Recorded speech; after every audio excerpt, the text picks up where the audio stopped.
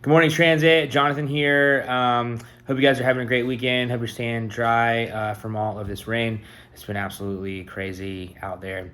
Got a couple things that I want to tell you about. July 12th, we'll have services back in our building. So that'll be the first Sunday that we're back in the building. And then Transit will officially be back on August 9th when school starts to back. So it's getting closer.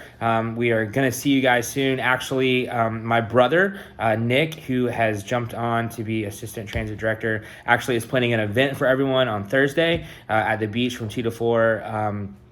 You should have gotten an email. Your parents should have gotten an email about that. You can click to sign up to come and be there. It's free. We just want to know who's coming, so make sure you do that.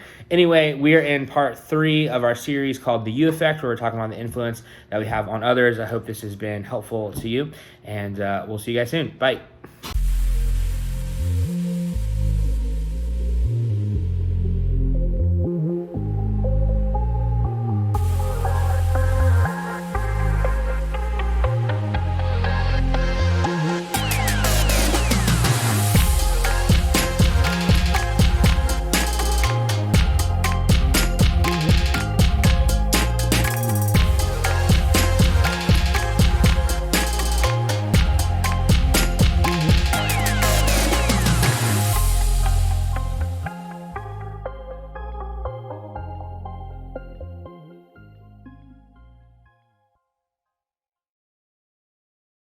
Have you ever heard of the phrase cause and effect? It's basically when one thing that happens as a result of another thing that caused it to happen.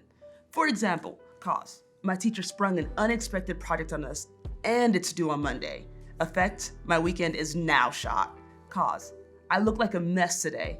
Effect, I don't have enough confidence to talk to that guy I have a crush on in my trick class. Cause, my mom is in a terrible mood today. Effect, she definitely won't let me go to that concert I've been meaning to ask her about. Cause, I played terrible in the game last night. Effect, my coach pushed me harder in practice today. You get the idea. In life, sometimes we find ourselves in the middle of a cause and effect situation that is not so great. And sometimes the cause of that not so great effect, it's us. Sometimes the effect we have on other people isn't a good one. And if we're honest, we would admit that there's no one else to blame for that except ourselves. In life, sometimes we mess up. We slip up, we make mistakes.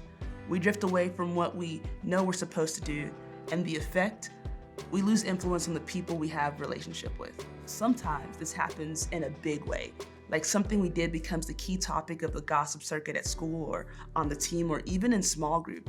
Maybe it involved drinking, partying, something sexual, or running with the police, or just something that exposed our mistakes to a wider group of people. Whatever we did was the cause, and the effect is a combination of shame, embarrassment, and potential loneliness. Sometimes this happens in a small way over time. Like we said last week, having a big effect starts with a small step. In the same way, having a negative effect can often start with a small step or a small series of steps. How we treat people can increase or decrease the effect we have on the lives of others. Over time, if those interactions are negative, people could stop trusting us or stop wanting us to be around. As a result, we can lose a positive effect slowly over time.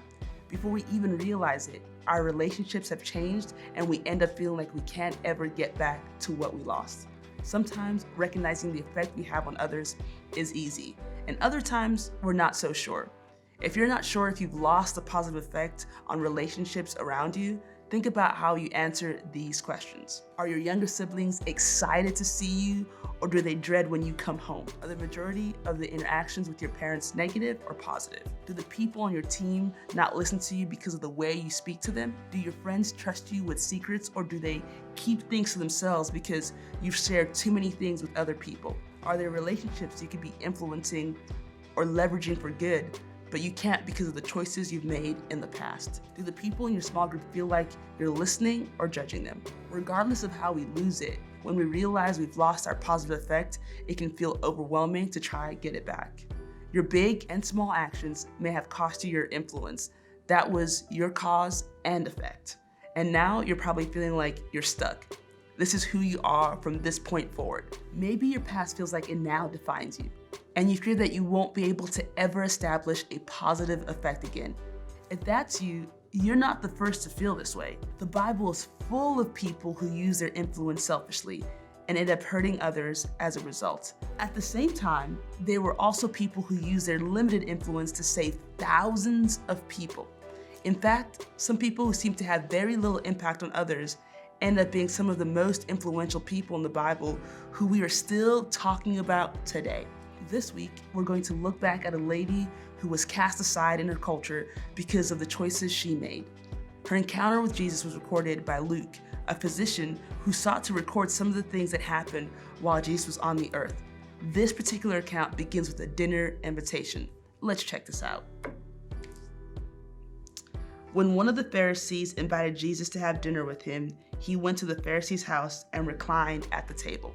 For context, the Pharisees were Jewish leaders who were dedicated to following Jewish religious law. They prided themselves on being pure and following the rules, and because of that, they were confident they had a positive effect on others. They were so confident, in fact, that they looked down on others who seemed to have a negative effect. With that in mind, here's what happened next. A woman in that town who lived a sinful life learned that Jesus was eating at the Pharisee's house, so she came there with an alabaster jar of perfume. As she stood behind him at his feet weeping, she began to wet his feet with her tears. Then she wiped them with her hair, kissed them, and poured perfume on them.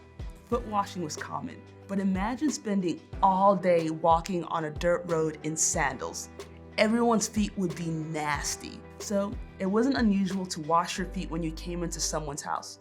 What was different about this was that this woman wasn't using water, but an expensive jar of perfume. This was more than a household custom. It was like an act of worship, and the Pharisee had thoughts about it. When the Pharisee who had invited him saw this, he said to himself, "If this man were a prophet, he would know who is touching him and what kind of woman she is, that she is a sinner."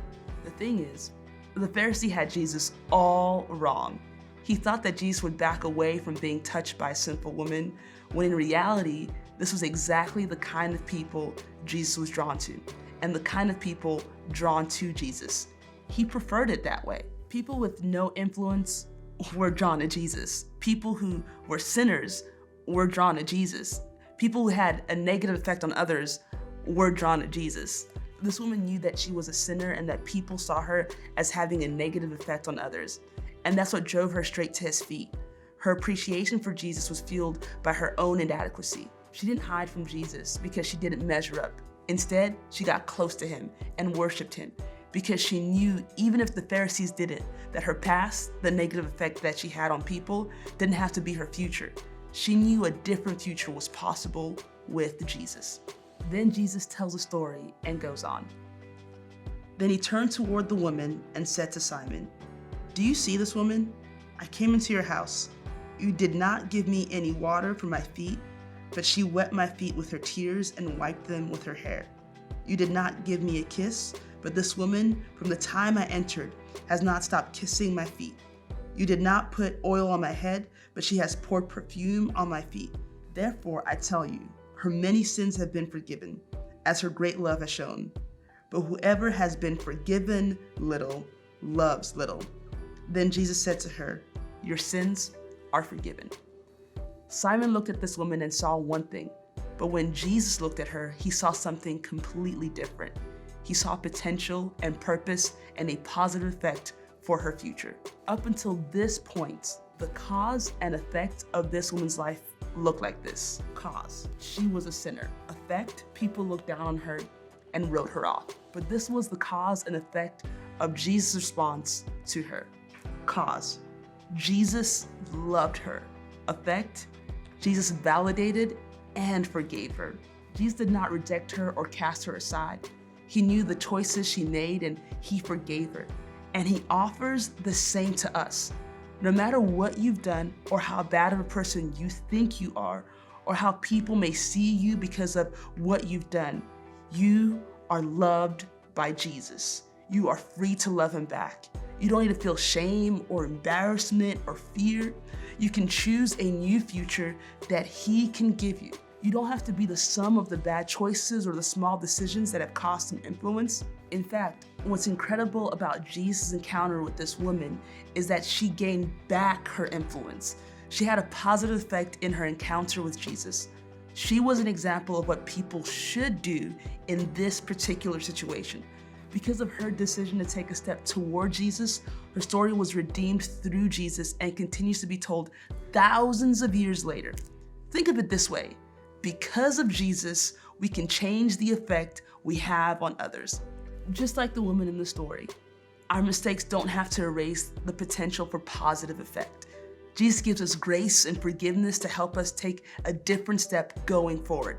Every day is a new opportunity to take a step closer to Jesus. Maybe you're sitting here today feeling like you can relate to the story because you've struggled to have a positive effect on those around you. Or maybe you feel like you've made decisions that have caused you to lose your influence and impact on others. Either way, here are a few steps you can take to change direction. First, reflect.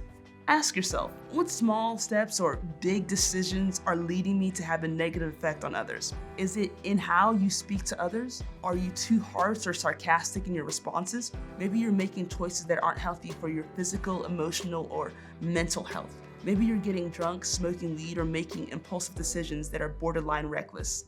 Maybe you're lying to the people closest to you, or you're pretending to be someone you're not. Whatever the case may be, take some time to think honestly about what may be causing you to have a negative effect on the people around you. Second, confess. Whatever choices that have led you to have a negative effect on others, talk to God about it. Invite Him into your mess. Just like the woman at the dinner party, we can approach God with all of our mess and brokenness. He isn't surprised. He won't reject us. We can own it, apologize for it, and receive forgiveness for it. He accepts us just as we are. He sees us exactly as we are, people made in His image with incredible potential. You may want to talk to an adult about your past decisions as well. Not to shame you or embarrass you, but to help you identify where things went wrong and how to make it right. Moving from a negative effect to a positive effect may take some time as you rebuild trust with people around you who have maybe been hurt or affected by your wrong choices. Third, go in peace. You are forgiven because of who Jesus is and what He has done. Your past doesn't define your future. He sees you as you are meant to be. And even as you're rebuilding trust with others, know you have a clean slate with Jesus. And fourth, identify specific steps you can take to move in the right direction to rebuild trust after the negative effect you've had on people around you because of the choices you've made. Maybe it's apologizing to someone you have mistreated or lied to. Maybe it's changing the way you speak to people or asking for someone to hold you accountable. As you leave today, remember, because of Jesus, we can change the effect we have on others. Lost influence doesn't have to be lost forever. We have the ability to take a step in a different direction. As you head to small group, I want you to reflect on the choices you're making on a daily basis. Think about the way you treat others. Ask yourself, am I affecting the people around me in a positive or negative way? If the answer is negative, know that God loves you, forgives you, and validates you. And just like the woman who crashed the dinner party with Jesus, your story can change and your effect can too.